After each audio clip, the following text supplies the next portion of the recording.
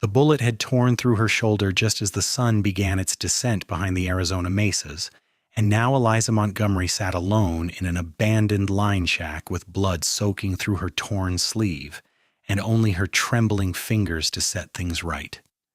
She had stripped away the fabric with her knife, revealing the angry wound that carved through the meat of her upper arm, and though she had seen her father stitch up ranch hands more times than she could count, doing it to herself was proving far more difficult than anticipated. The needle pierced her skin and she bit down hard on the leather strap between her teeth, tasting salt and dust and her own fear. Her fingers shook so violently that the thread missed the eye twice before she managed to push it through, and by then sweat was rolling down her temples despite the cooling evening air. The year was 1876, and Eliza had been riding dispatch between Tucson and the mining camps for nearly 6 months, carrying messages and small parcels that needed to arrive faster than the regular mail could manage. At 22 years old, she had earned a reputation for reliability and nerve, 2 qualities that had served her well until this afternoon when she had stumbled upon 3 men robbing a freight wagon on the northern trail. They had seen her before she could turn her horse around, and one had fired without hesitation. She had managed to escape only because her mare was faster and because the bandits had been more interested in the freight than in pursuing a witness across the desert.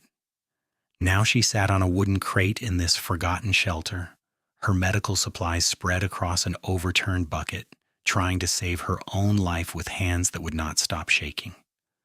The first stitch went in crooked and pulled too tight, making her gasp against the leather.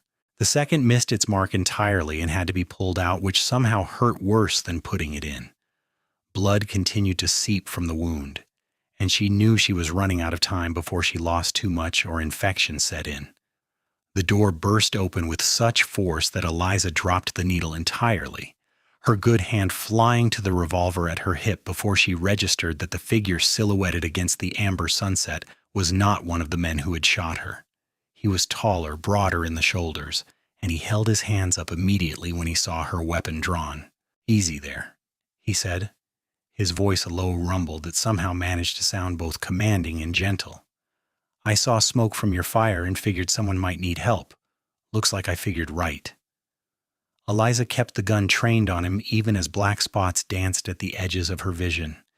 "Stay where you are." He did not move, but his eyes swept over her with the practiced assessment of someone who had seen injury before. "You have been shot. You are losing blood.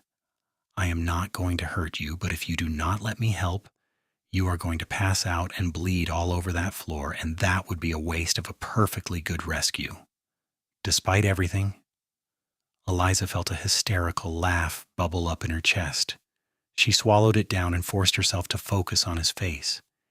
He had dark hair that curled slightly where it touched his collar, a strong jaw shadowed with several days of stubble, and eyes that were an unusual shade of gray-green in the fading light. He wore the clothes of a working cowboy, dusty denim, a worn leather vest, a bandana around his neck that had once been red but had faded to rust. There was a Colt holstered at his hip, but he made no move toward it. "Who are you?" she managed. "Name is Daniel Mercer. I work cattle for the Triple R Ranch about 15 miles south of here. I was trailing a lost calf when I saw your smoke." He took a careful step forward, still keeping his hands visible. "Now, are you going to shoot me, or are you going to let me help you before you keel over?" The spots in her vision were getting bigger. Eliza lowered the gun slowly and set it on the crate beside her, then gestured weakly at the needle on the floor. "I dropped it." Daniel closed the distance between them in 3 long strides, scooping up the needle and examining it with a critical eye before glancing at the medical supplies she had laid out. "You were stitching yourself?" There was something like admiration in his voice. "That takes grit." "I have done it before," she said, though that was not entirely true. She had stitched up horses and once helped close a gash on her own leg, but nothing like this. Just smaller wounds. He knelt beside her, bringing his face level with hers, and his expression grew serious when he got a good look at the injury. "This went clean through. That is good because we do not have to dig out the bullet, but it is deep. This is going to hurt." "It already hurts." A slight smile tugged at the corner of his mouth. Fair point. He set the needle down long enough to shrug out of his vest and roll up his sleeves, then pulled the crate she was sitting on closer to the light of the oil lamp she had lit. What is your name? Eliza Montgomery. All right, Eliza Montgomery. I am going to need you to stay as still as you can. Have you got anything stronger than leather to bite down on? She shook her head, then immediately regretted the movement as the world tilted sideways. Daniel caught her with one hand on her good shoulder, steadying her with a grip that was firm but careful. Whiskey, he said, reaching into a saddlebag that he had dropped by the door. He produced a dented flask and uncapped it with his teeth before handing it to her. Drink. It will help with the pain and steady your hands. Well, steady you, your hands are done working for tonight. Eliza took the flask and drank, feeling the burn slide down her throat and spread warmth through her chest. She drank again deeper this time, and Daniel nodded approval before taking it back and pouring a generous amount over her wound. The alcohol lit up every nerve ending and she jerked involuntarily, but his hand on her shoulder kept her from pulling away entirely. I know, he said quietly, I know. But we have to clean it. When he was satisfied that the wound was as clean as he could make it, he threaded the needle with steady hands and leaned in close to examine the torn flesh by lamplight. Eliza forced herself to look away, fixing her gaze instead on the rough planks of the wall while her heart hammered against her ribs. The first touch of the needle made her flinch, but Daniel paused immediately. Breathe, he said. In through your nose, out through your mouth. That is it. She did as he instructed, pulling air into her lungs and releasing it slowly, and when the needle pierced her skin again, she was ready for it. He worked with surprising gentleness, his large hands moving with a precision that spoke of practice. Each stitch was neat and even, pulling the edges of the wound together without puckering the skin. He did not rush, taking his time to ensure each suture was placed correctly. And though the pain was considerable, there was something almost meditative about the steady rhythm of his work. Where did you learn to do this? Eliza asked, partly to distract herself and partly because she was genuinely curious. War, Daniel said without looking up. I was a field medic for the Union Army, saw more wounds than I care to remember, and stitched up more men than I can count. After it ended, I figured I had seen enough blood to last a lifetime, so I went west and found work with cattle. Turns out cattle get injured too, so the skills still come in handy. I am glad you found me. So am I. He tied off a stitch and moved to the next. What happened? Who shot you? Eliza told him about the freight wagon and the 3 bandits, describing them as best she could remember in her increasingly foggy state. Daniel listened without interrupting, his focus split between her story and his work. And when she finished, he was quiet for a long moment. I know those men, he said finally, his voice tight. Or I know of them. They have been causing trouble through this territory for months. The law has been looking for them, but they keep slipping away. He glanced up at her, his gray-green eyes intense. You were lucky they did not chase you down. My mare is fast. Fast and lucky. He returned his attention to the wound, working on the exit wound now on the back of her shoulder. This one is messier, but we will get it sorted. You are doing well, Eliza. The sound of her name in his low voice did strange things to her pulse that she told herself were entirely related to blood loss and had nothing to do with the way his hands felt against her skin or the concentration on his face as he worked. She had not let anyone take care of her in years, not since her father died and left her alone with a failing ranch that she had ultimately sold to pay his debts. Independence had become her armor. But sitting here with Daniel's hands gently stitching her back together, she felt that armor crack just slightly. There, he said at last, tying off the final thread and cutting it with his knife. All done. You are going to be sore for a while and you need to keep it clean and dry. Change the dressing twice a day and watch for signs of infection, heat, red streaks, pus. If you see any of that, you find a doctor immediately. Eliza nodded, suddenly exhausted now that the ordeal was over. Daniel seemed to sense this because he caught her as she swayed, easing her down onto the bedroll she had spread in the corner of the shack. Easy, you need to rest. You have lost blood, and your body needs time to recover. I cannot stay here, she protested weakly. I have a delivery to make in 2 days. Your delivery is going to have to wait. You are in no condition to ride. He stood and moved to the door, peering out into the gathering darkness. Your mare out there? Tied behind the shack. I will tend to her and bring in my horse. We will both stay here tonight, and in the morning we can decide what comes next. He paused, looking back at her with an expression she could not quite read. That is, if you trust me enough to sleep in the same room. I give you my word, I will not do anything ungentlemanly. Eliza managed a tired smile. You just saved my life. I think I can trust you for one night. The smile he gave her in return was warm enough to chase away some of the chill that had settled into her bones. Good. Now rest. I will wake you if anything changes. She wanted to argue, to insist that she could keep watch or at least help with the horses, but her body had other ideas. The moment her head touched the folded coat she was using as a pillow, darkness rose up to claim her, and she sank into it without resistance. When Eliza woke, pale dawn light was filtering through the gaps in the walls, and the smell of coffee was strong in the air. She sat up too quickly and immediately regretted it as pain lanced through her shoulder, but strong hands were there again, supporting her and easing her back against the wall. Slowly, Daniel said. He had positioned himself across the shack, his bedroll laid out near the door, and he held a tin cup that he now offered to her. Coffee, it is not great, but it is hot. She took it gratefully, wrapping both hands around the cup and letting the warmth seep into her fingers. He had already made a small fire in the crude stone fireplace and set out some jerky and hardtack for breakfast. Her shoulder throbbed with a deep, insistent ache, but when she carefully touched the bandage, she found it clean and dry. You changed the dressing, she said. Once in the night, you barely stirred. He settled back onto his own bedroll with his coffee, watching her with those observant eyes. How do you feel? Like I was shot. That is fair. He took a sip from his cup.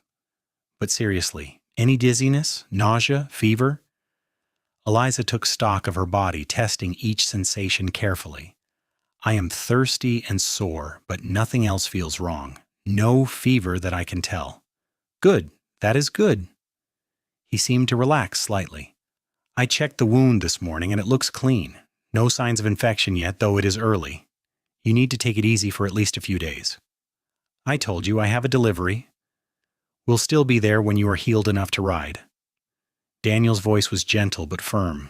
Eliza, you nearly died yesterday. Your body needs rest. Pushing yourself now will only make things worse. She knew he was right, but the knowledge sat poorly with her. She had built her reputation on being reliable, on never missing a delivery no matter the circumstances.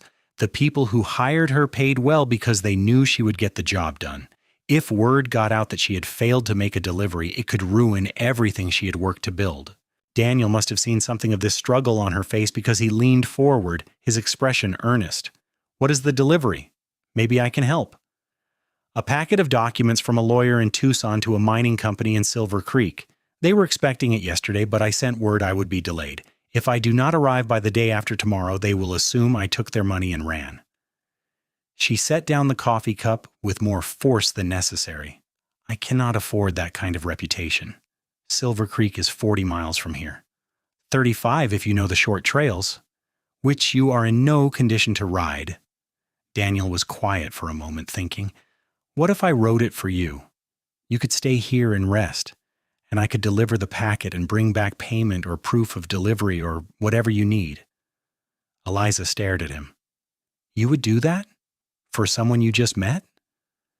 You were shot helping prevent a robbery. That takes courage. Besides, he added with a slight smile, I already invested a lot of effort in keeping you alive. Seems a shame to let you kill yourself trying to ride 40 miles with a bullet wound. 35 miles. Still too far? She wanted to argue but could not find the energy. The truth was that even sitting up was taking more effort than she wanted to admit.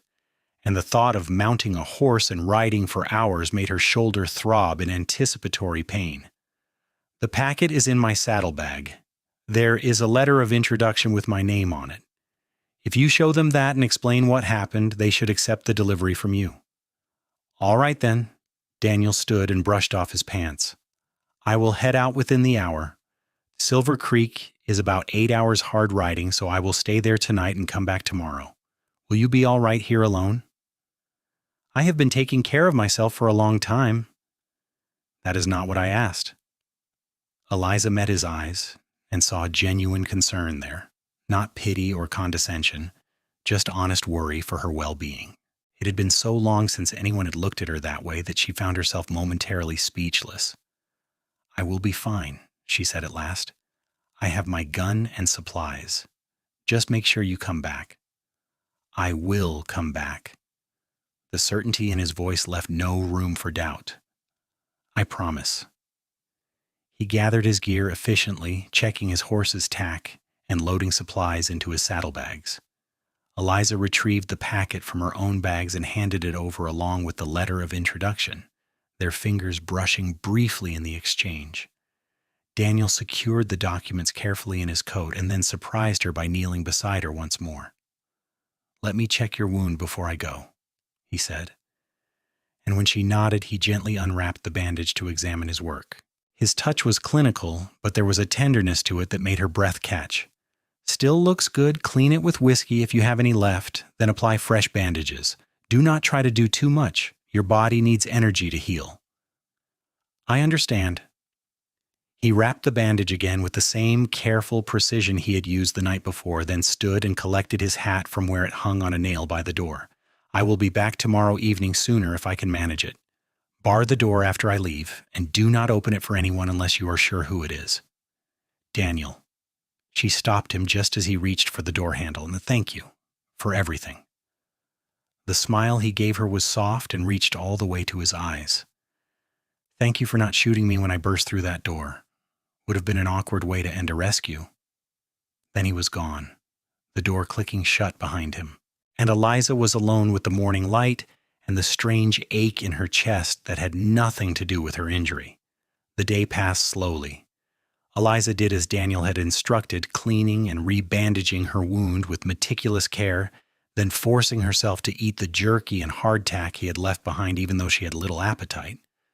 She checked on her mare, who seemed content enough with the small patch of grass near the shack, and refilled the water bucket from the creek that ran 100 yards away. Every movement sent pain radiating through her shoulder, but she gritted her teeth and persevered, determined not to be completely helpless when Daniel returned, if he returned.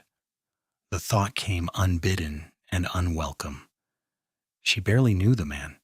He could take her delivery packet and disappear with it, or simply decide that helping a wounded stranger was more trouble than it was worth and keep riding.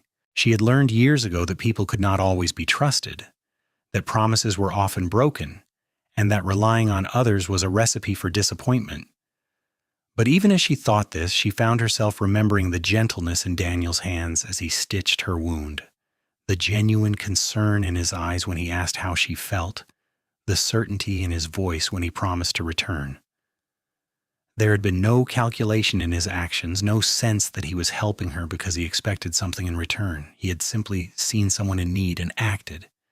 And that kind of instinctive kindness was rare enough in the world that Eliza found herself wanting to believe in it. The sun made its long arc across the sky and began its descent once more. Eliza dozed fitfully in the late afternoon heat, her dreams full of gunfire and blood and steady hands with needle and thread. She woke to the sound of a horse approaching and instinctively reached for her revolver, positioning herself behind the door with the weapon drawn. "Eliza?" Daniel's voice called from outside. "It is me. I am coming in." Relief flooded through her so intensely that her knees went weak. She lowered the gun and unbarred the door, pulling it open to find Daniel standing there, dusty and tired but smiling. He had a canvas bag slung over one shoulder, and he held it up triumphantly. "Delivery made. They sent payment and a letter thanking you for your reliability despite the circumstances. I may have embellished the story a bit to make you sound even more heroic than you already are." Eliza took the bag with her good hand, looking inside to find the agreed-upon payment plus an additional bonus and a note written in neat script praising her dedication. "You told them I was shot?" "I told them you were shot stopping a robbery and still made sure their documents arrived on time. They were impressed." Daniel stepped inside and set down his saddlebags, then turned to look at her with concern. "How are you feeling? Any problems while I was gone?" "No problems. I did as you said and rested." She gestured at the fresh bandage on her shoulder and changed the dressing twice. "No signs of infection." "Good. That is very good." He moved closer, reaching out as if to check the wound himself, then paused. "May I?" She nodded and turned slightly to give him better access. His fingers were gentle as they tested the bandage and the skin around it, checking for heat or swelling. "Healing well," he said with satisfaction. "You are a quick healer." "I am stubborn. My father always said it was my best and worst quality." "Stubborn can be good." Daniel stepped back and began unpacking supplies from his bags. "I brought fresh food from Silver Creek. Figured you were probably tired of jerky and hardtack." The smell of fresh bread and cheese made Eliza's stomach growl audibly. Daniel laughed and handed her a wrapped bundle, then set about making coffee and laying out what turned into a surprisingly substantial meal. They ate as the last light faded from the sky, talking easily about inconsequential things, the state of the trails, the weather patterns, the quality of cattle this season. It was comfortable in a way that Eliza had not experienced in years, this simple act of sharing a meal with someone who seemed genuinely interested in what she had to say. "Why dispatch riding?" Daniel asked eventually, leaning back against the wall with his coffee cup cradled in both hands. "It is dangerous work, especially for a woman alone." Eliza bristled slightly at the implication, but his tone held only curiosity, no judgment. "Because I am good at it, and it pays well. I know this territory better than most men twice my age, and I can shoot straight when I need to. The danger is part of the job." "You did not start out wanting to do this, though. It was not a question." Eliza found herself studying his face, trying to determine how he could read her so easily. "No, I wanted to keep my father's ranch going after he died, but there were too many debts and not enough cattle. I sold it and used the money to buy my mare and supplies. I had to make a living somehow." "Do you miss it, the ranch?" "Every day." The admission surprised her. She had not said those words out loud to anyone. But missing something does not bring it back. You make do with what you have and keep moving forward. Daniel was quiet for a long moment, his eyes distant. "I understand that.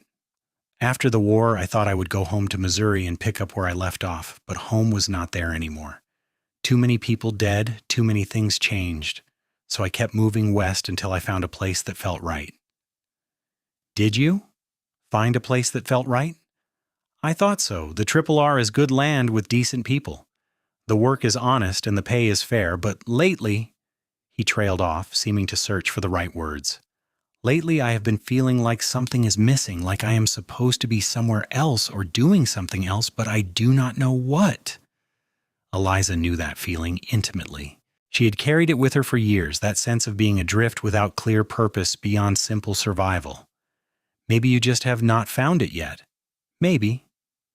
His eyes met hers across the small fire. "Or maybe I am finding it now."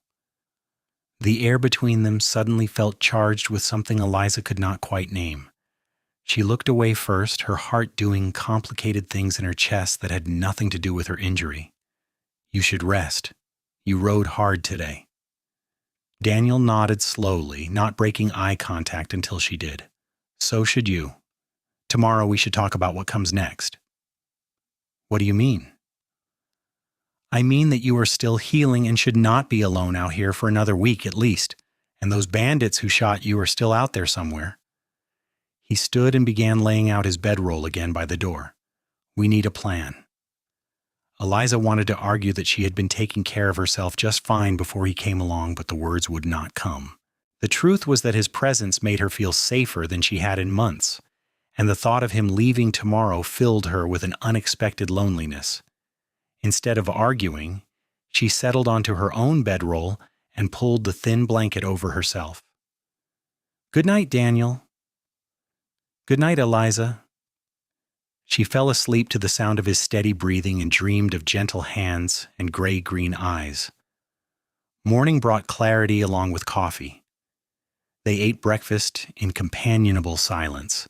Then Daniel laid out his proposal while Eliza listened with growing interest. "The Triple R is about a day's ride from here," he said. "The ranch owner, Robert Rhodes, is a fair man who believes in giving people chances. He has been talking about needing someone to handle correspondence and keep track of accounts, maybe manage some of the supply runs to town. It is not dispatch riding, but it is work that would use your skills and keep you in one place long enough to heal properly." "Why would he hire me on your word alone?" "Because my word carries weight with him, and because good help is hard to find. If you are half as competent with numbers and letters as you are with staying alive after being shot, you would be perfect for the job." Daniel leaned forward, his expression earnest. "At least come and meet him. If it does not work out, you can go back to dispatch riding once you are fully healed. But Eliza, riding alone through this territory is only getting more dangerous. Those bandits are not the only threat out there." Eliza knew he was right. She had been lucky this time, but luck only stretched so far.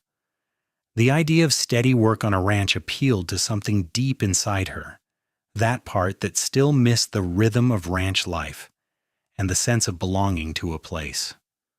"What about my deliveries? I have a reputation to maintain."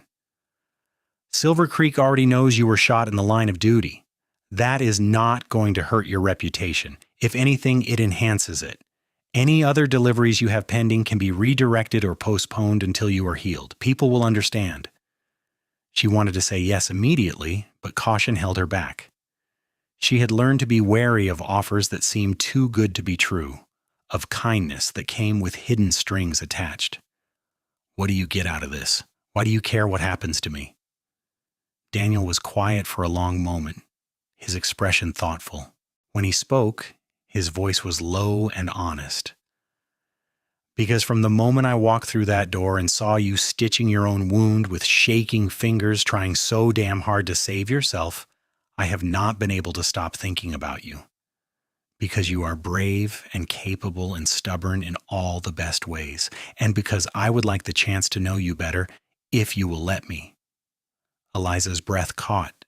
She had seen the attraction growing between them, felt it in the charged moments and lingering glances, but hearing him say it out loud made it real and immediate and slightly terrifying. "Daniel, You do not have to say anything now," he interrupted gently. "Just come to the Triple R, meet Robert Rhodes, see the place. If you hate it, or if you decide you want nothing more to do with me, you can leave and I will not bother you again. But give it a chance. Give us a chance." The morning sun slanted through the gaps in the walls, painting stripes of gold across the worn wooden floor. Outside, birds were singing, and the creek burbled its endless song. Eliza looked at Daniel's face, at the hope and uncertainty written there, and felt something shift inside her chest. She had been running for so long, moving from place to place without ever really landing anywhere. Maybe it was time to stop running. "All right," she said. "I will come to the Triple R." The smile that broke across Daniel's face was worth every moment of doubt. "You will not regret this." "I hope not." They packed up the line shack carefully, making sure to leave it in good condition for the next person who might need shelter. Daniel helped Eliza onto her mare with careful hands, supporting her injured side and making sure she was steady in the saddle before mounting his own horse. They rode south through country that grew progressively greener, following trails that wound between mesas and across open grassland dotted with cattle bearing the Triple R brand. The ranch itself appeared in the late afternoon, a sprawling collection of buildings nestled in a valley where a good-sized creek provided year-round water. The main house was substantial, but not ostentatious, built of adobe and timber with a wide porch that wrapped around 3 sides. Outbuildings included a large barn, several corrals, a bunkhouse, and various sheds and workshops. Cattle grazed on the hillsides and horses moved in the near paddock, their coats gleaming in the golden light. Daniel led her to the main house where a man in his 50s stood on the porch watching their approach with sharp eyes.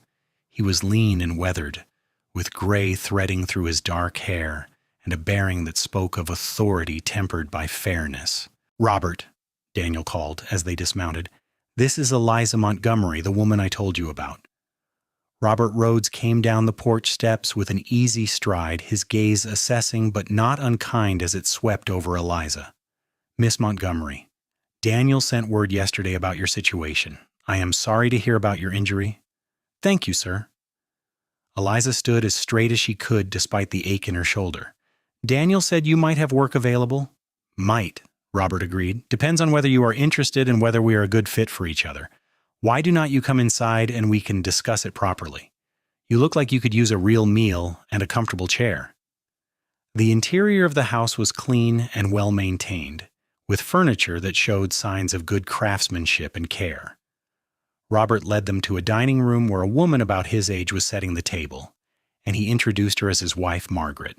She took one look at Eliza's pale face and immediately began fussing over her, insisting she sit down and bring her water, and asking pointed questions about her wound that Daniel answered with clinical precision. Over dinner, Robert explained what the position would entail.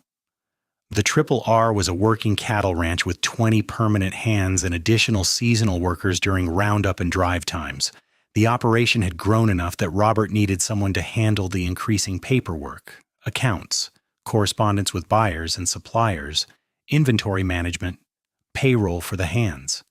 It was detail-oriented work that required someone reliable and literate, and it would come with room and board plus a monthly salary that was actually higher than what Eliza typically made from dispatch writing.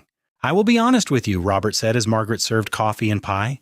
"This ranch is my life's work, and I need someone I can trust to help keep it running smoothly. Daniel vouches for you, and his word means a great deal to me. But I need to know that you are committed to staying, at least for a reasonable amount of time. I cannot afford to train someone only to have them leave after a few months." Eliza appreciated his directness. "I understand. I can promise you that if I take this job, I will give it everything I have for as long as it makes sense for both of us.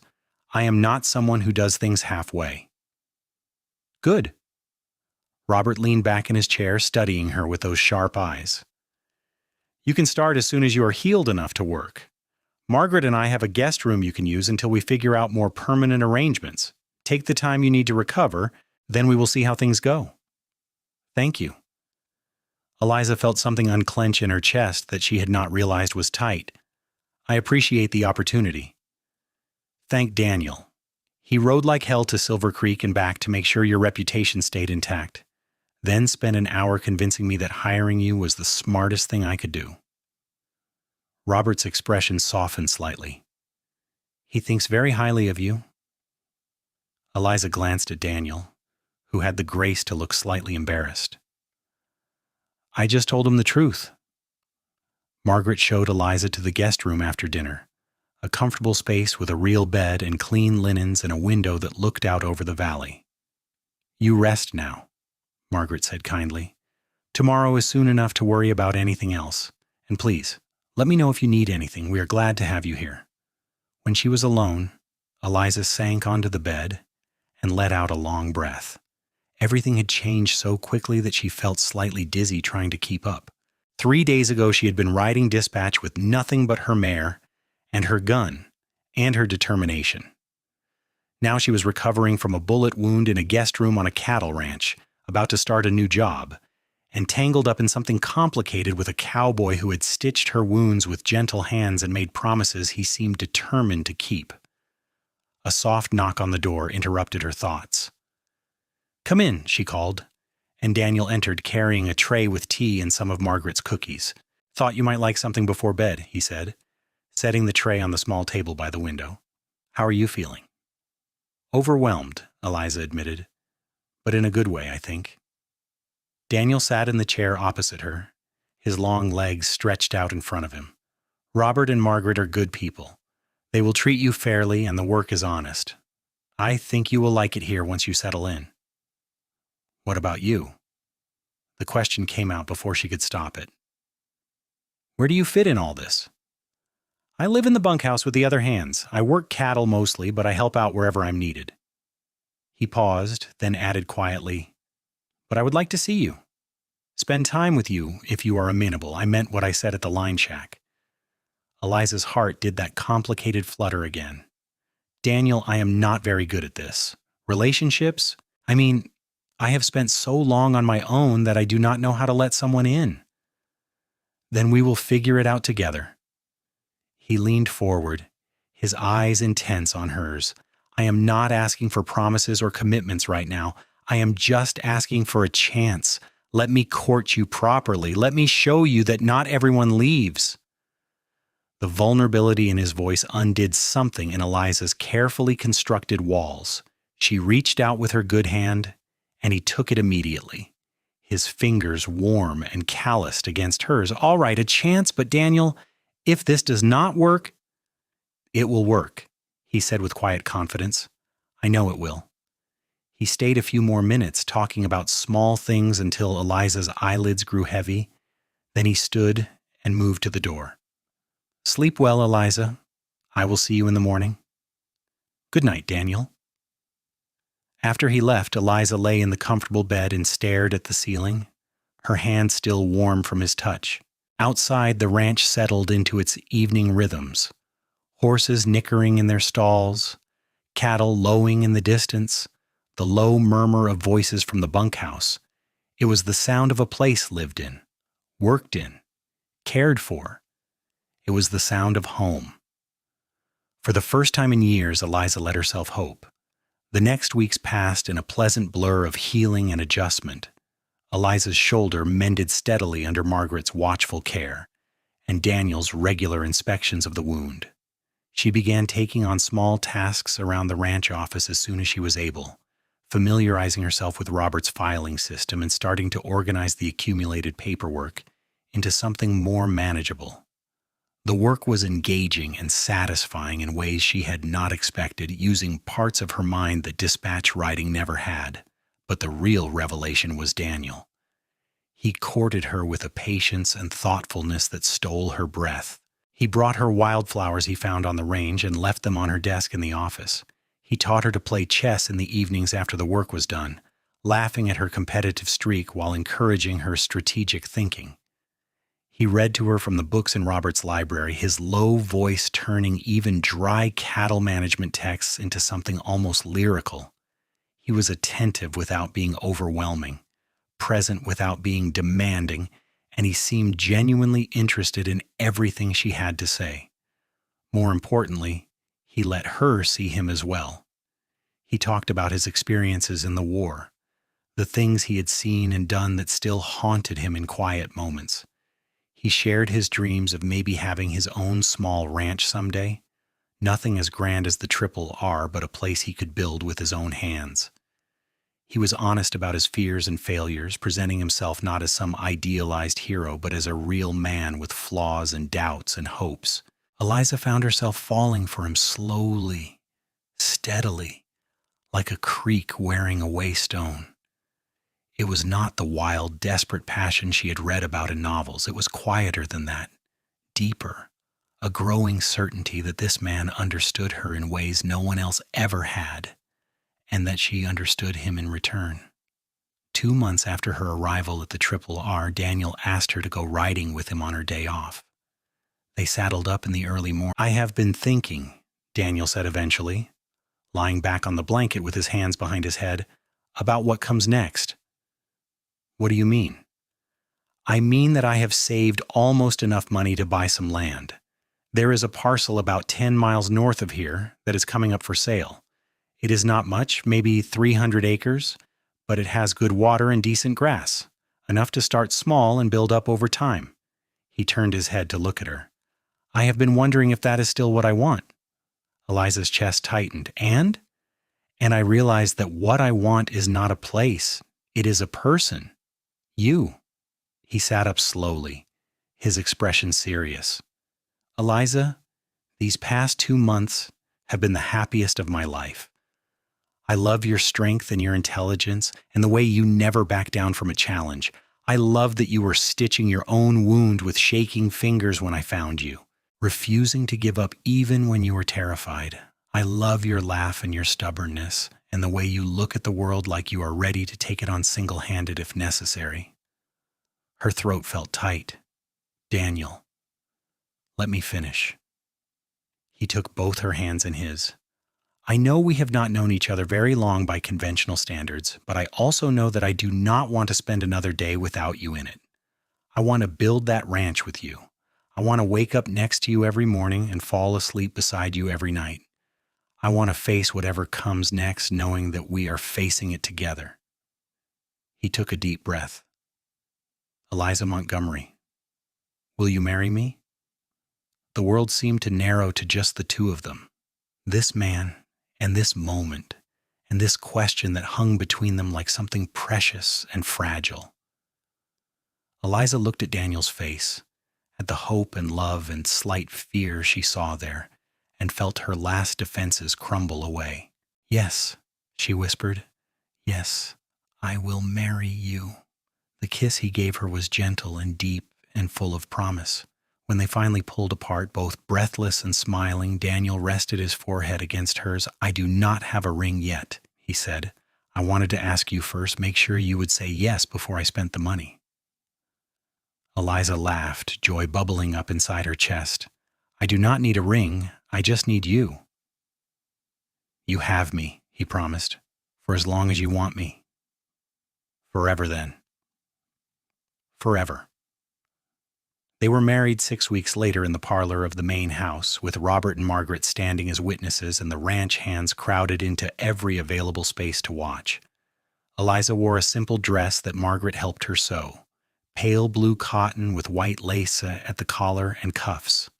Daniel wore his best suit, his hair slicked back and his boots polished to a shine. The circuit preacher performed the ceremony with warmth and humor, and when he pronounced them husband and wife, Daniel kissed Eliza with a tenderness that made her eyes sting with happy tears. The celebration lasted well into the night. Margaret had organized a feast, and the hands had cleared out one of the barns for dancing.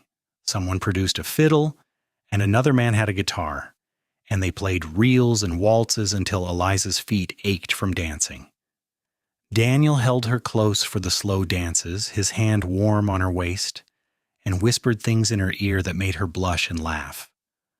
When they finally escaped to the small cabin that Robert had given them as a wedding gift, a snug 2-room structure about a quarter-mile from the main house, Eliza felt almost drunk on happiness.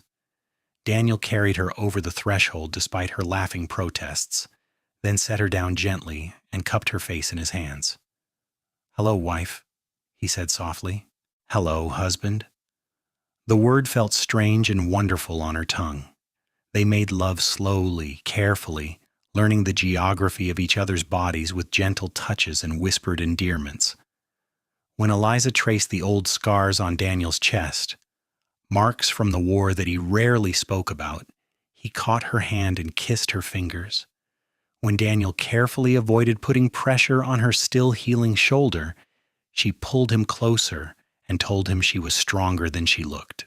Afterward, they lay tangled together in the narrow bed, Eliza's head on Daniel's chest and his arms wrapped around her. "I never thought I would have this," she admitted into the darkness. "A home, a husband, a future that is not just about surviving." "Neither did I," Daniel said, his voice rumbling under her ear. "I spent so long just moving from place to place, never really belonging anywhere. But then I found you, or you found me, and suddenly everything made sense. I almost shot you when you came through that door. Best decision you never made." She laughed and tilted her head up to kiss him. "Thank you for taking the needle that night, for finishing gently when I could not." "Thank you for letting me." He tightened his arms around her.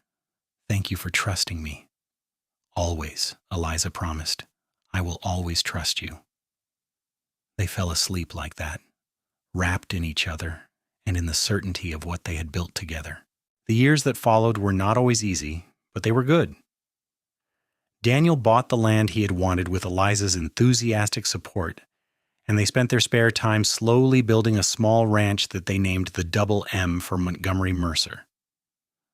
Robert was generous about letting Daniel work a flexible schedule, and Eliza continued managing the Triple R's accounts while also helping to establish their own herd. Their first son was born in the spring of 1878, a healthy baby boy they named Thomas, after Eliza's father. Daniel proved to be a devoted father, getting up for night feedings and walking the floor with Thomas when he was colicky. Eliza watched her husband cradle their tiny son with the same gentle hands that had once stitched her wound, and felt her love for him deepen into something she had no words for. 2 years later came twin daughters, Sarah and Emma, who kept both parents running from the moment they learned to crawl. The cabin became too small for their growing family, so Daniel spent a year building a proper house on their land, with a large kitchen and enough bedrooms for everyone, plus a study where Eliza could keep the ranch accounts. The Double M prospered slowly but steadily. They ran cattle and bred horses, developing a reputation for quality stock and fair dealing. Eliza managed the business side with the same competence she had once brought to dispatch riding, while Daniel handled the physical work of ranching with the dedication of someone building something lasting. They hired a few hands as the operation grew, young men who reminded Daniel of himself years earlier, looking for a fresh start and a place to belong. Life was not without its hardships. There were drought years when they lost cattle and had to tighten their belts. There were injuries and illnesses that tested their strength and resolve. There were moments of doubt and fear and disagreement, but through it all they faced everything together, with the same teamwork and trust that had defined them from the beginning. On their 10th wedding anniversary, Daniel surprised Eliza by taking her back to the lake where he had proposed. Their children were old enough now to spend the night with Robert and Margaret, who had become doting honorary grandparents. They rode out in the early morning just as they had a decade before and spread a blanket by the water's edge. "Do you remember what I said here?" Daniel asked, pulling her down to sit beside him. "You said a lot of things," Eliza teased. "You talked quite a bit for someone proposing." "I said I loved your strength and your intelligence, that I loved how you refused to give up even when you were terrified." He took her hand, his thumb tracing the calluses she had earned from years of ranch work. "I said I wanted to build a life with you." "And we did." "We did," he agreed. "But Eliza, I need you to know that what I feel for you now is so much bigger than what I felt then. I loved you that day, but I love you more with every year that passes, every challenge we face together, every joy we share, every morning I wake up and see you beside me. It just makes me love you more." Eliza felt tears prick her eyes. "Daniel Mercer, you are going to make me cry. Good tears, I hope. The best tears." She leaned in and kissed him, tasting salt and sunshine and a decade of devotion. "I love you too, more than I ever thought it was possible to love another person." They spent the day by the lake, talking and laughing and making love on the blanket like newlyweds. As the sun began to set, painting the water gold and orange, Daniel pulled Eliza against his chest and they watched the light fade together. "Do you ever think about that night in the line shack?" he asked us when I found you stitching your wound. "Sometimes," Eliza admitted. "I think about how scared I was and how close I came to bleeding out alone in that abandoned building. But mostly, I think about how you came through that door like some kind of miracle, how you took the needle from my shaking fingers and finished gently, like you already cared about me even though we had just met." "I did care about you. From the very first moment," Daniel pressed a kiss to her temple. "I saw you there, so brave and so determined, and I thought that if someone with that much strength and courage would let me, I would spend the rest of my life making sure they never had to face anything alone again.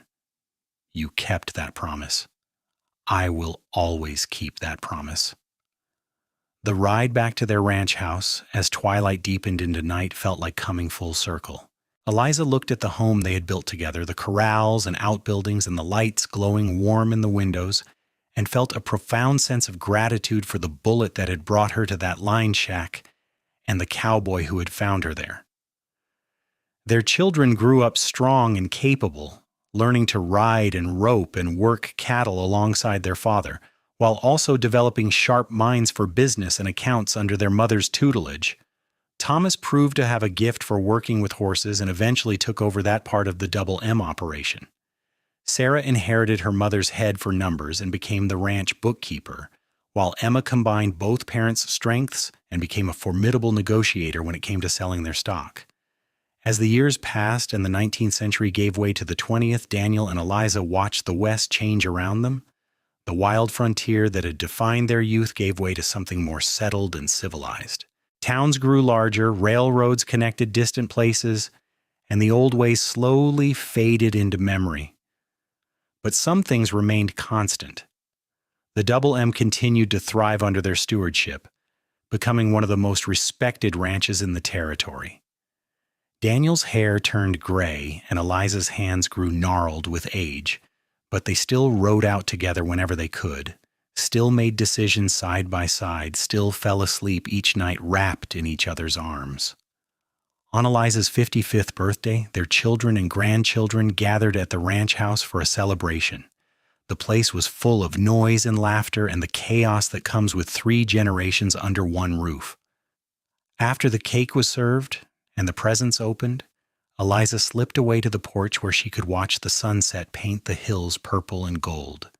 Daniel found her there, as she had known he would, and settled into the rocking chair beside hers. They sat in comfortable silence for a while, holding hands and watching the light fade. "Happy birthday," Daniel said finally. "Thank you." Eliza squeezed his fingers gently. "It is a good birthday. All our children here, the grandchildren running wild, the ranch healthy and strong. What more could I want?" "Nothing. We have been blessed." He lifted her hand to his lips and kissed her knuckles. "Do you have any regrets? Anything you wish had been different?" Eliza thought about it carefully, reviewing the years they had shared. There had been hardships and sorrows, losses that still ached when she let herself remember. But there had also been so much joy, so much love, so many moments of perfect happiness that they far outweighed the difficult times. "No," she said at last. "No regrets. If I could go back and do it all again, I would not change a single thing, even getting shot, because that is what brought you to me." "I would have found you eventually," Daniel said with the certainty of someone who truly believes it. "Somehow, somewhere, we would have found each other. We were meant to be." "Meant to be?" Eliza echoed softly. "Yes, I think we were." They rocked together as the stars began to appear in the darkening sky. 2 people who had found each other in the most unlikely of circumstances and built a life more rich and full than either could have imagined. Inside the house, their family laughed and talked and made memories of their own, continuing the legacy that Daniel and Eliza had started with a needle and thread and gentle hands in an abandoned line shack so many years before. That night, lying in bed with Daniel's arms around her, Eliza traced the faint scar on her shoulder where the bullet had torn through all those decades ago. It was barely visible now, just a thin line of puckered skin that only showed it if you knew to look for it. But she remembered every moment of that night, the fear, the pain, the desperate struggle to save herself, and then the door opening, the cowboy silhouetted against the sunset, the gentle hands taking the needle and finishing what she could not. "What are you thinking about?" Daniel asked, his voice rough with impending sleep. "That night, when you stitched my wound." Best night of my life finding you there." "It hurt," Eliza said. "The stitching hurt almost as much as the bullet." "I know, I am sorry for that." "Do not be." She turned in his arms so she could see his face in the moonlight streaming through the window. "You finished gently, Daniel. Even when it hurt, you were gentle. And that made all the difference." He cupped her face in his weathered hand, his thumb stroking her cheekbone. "I love you, Eliza Mercer. I have loved you since the moment I saw you refusing to give up, and I will love you until the day I die and beyond." "I love you too," she whispered. "Thank you for taking the needle. Thank you for finishing gently. Thank you for everything." They kissed in the moonlight, 2 people who had somehow found in each other exactly what they needed: strength and gentleness, courage and compassion, independence, and partnership.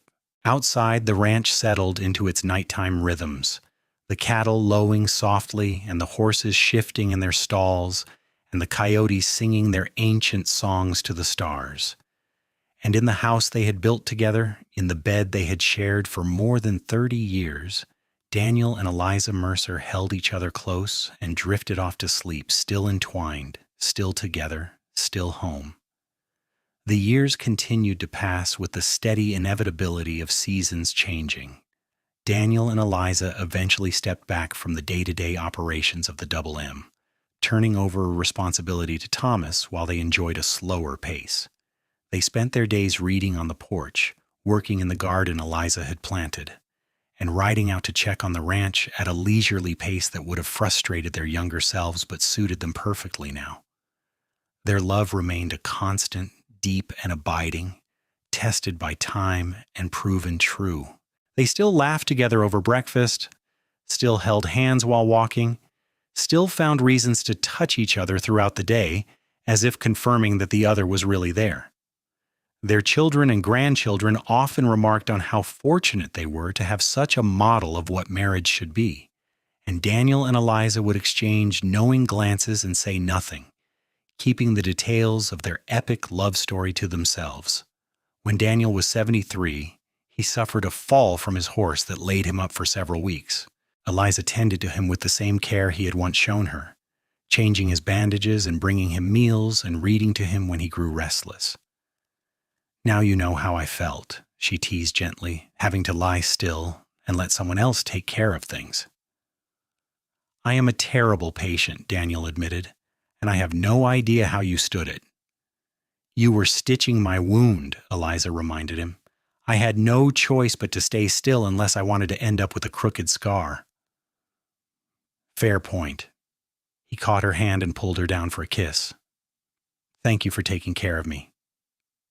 "Always," she promised, "until the end and beyond." Daniel recovered fully, though he moved a bit slower afterward and finally agreed to let the younger generation handle the heavier ranch work. He and Eliza spent more time with their grandchildren, telling stories of the old days and teaching them the skills that had served them well over the years. The younger ones were always fascinated by the tale of how their grandparents met. And though Daniel and Eliza softened some of the scarier details, the essential truth remained. She had been stitching her own wound with shaking fingers, and he had taken the needle and finished gently, and everything good in their lives had flowed from that moment. On their 50th wedding anniversary, the entire family gathered at the Double M for a celebration that rivaled their original wedding. Children and grandchildren came from across the territory and beyond, filling the ranch house and spilling out into tents pitched on the lawn.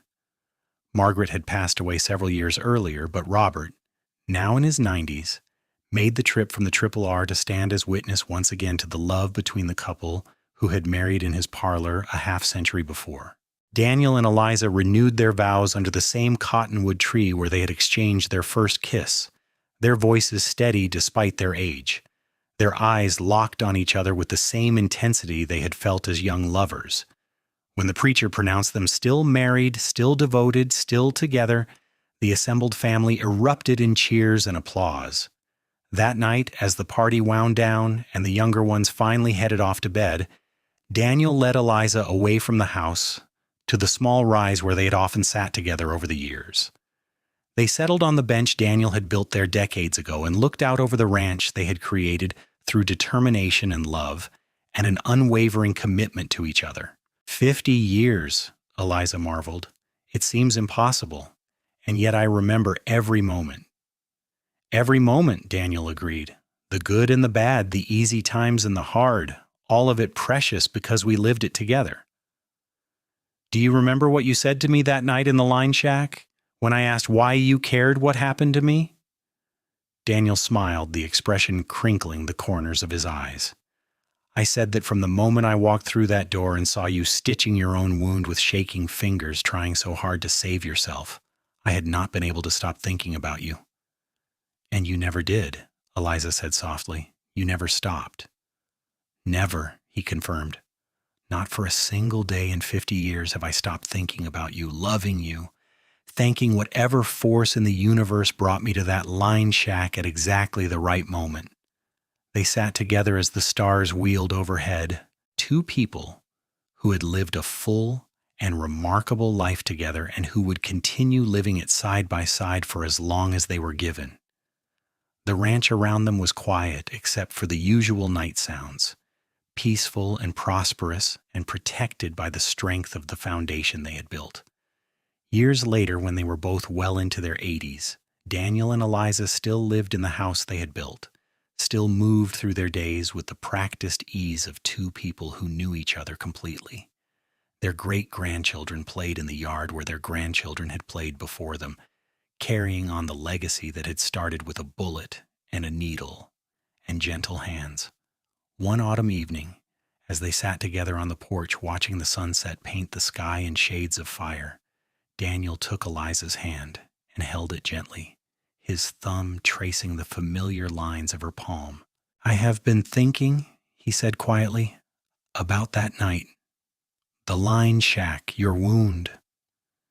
"We have lived a long time past that night," Eliza observed. "Why think about it now?" "Because I want you to know that taking that needle from your shaking fingers was the most important thing I ever did. Not building this ranch, not raising our children, not any of the other accomplishments we have achieved. That single act of finishing what you could not, of stepping in when you needed help, that led to everything else. That was when I became the man I was meant to be." Eliza felt tears slide down her weathered cheeks. "You saved my life that night." "And you saved mine," Daniel replied. "Maybe not from a bullet, but from a life that would have been half lived without you in it. We saved each other, Eliza. We have been saving each other ever since." She leaned into him, fitting against his side the way she had for more than 50 years, and they sat together as the light faded and the first stars appeared. Around them their ranch hummed with life and purpose, a testament to what two people could build when they built it together. Inside the house, their family gathered for dinner, multiple generations laughing and talking and creating new memories while honoring the foundation that Daniel and Eliza had laid so long ago. And on the porch, holding hands in the gathering darkness, two people who had found each other in the most unlikely circumstances sat in perfect contentment, knowing that whatever time they had left would be spent exactly as they wanted. Together, always together, until the very end.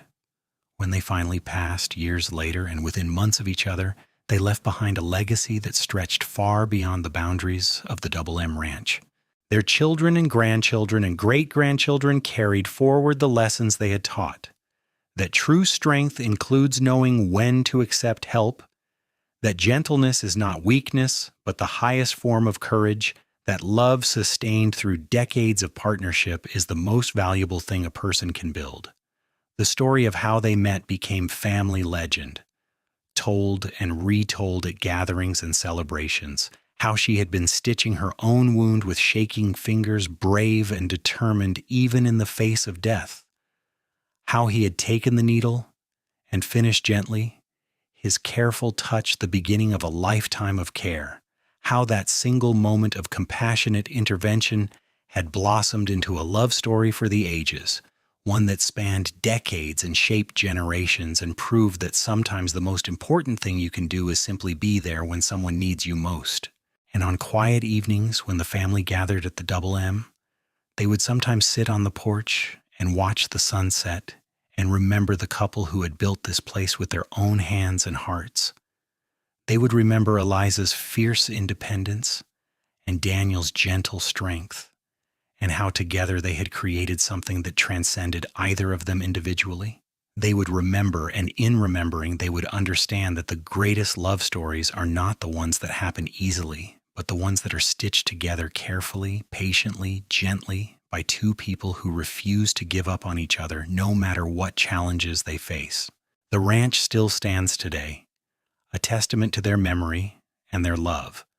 And on the mantel in the main house sits a small wooden box containing a needle and thread preserved carefully through the generations as a reminder of where it all began, in an abandoned line shack with a wounded woman and a compassionate cowboy, and the gentle touch that changed everything.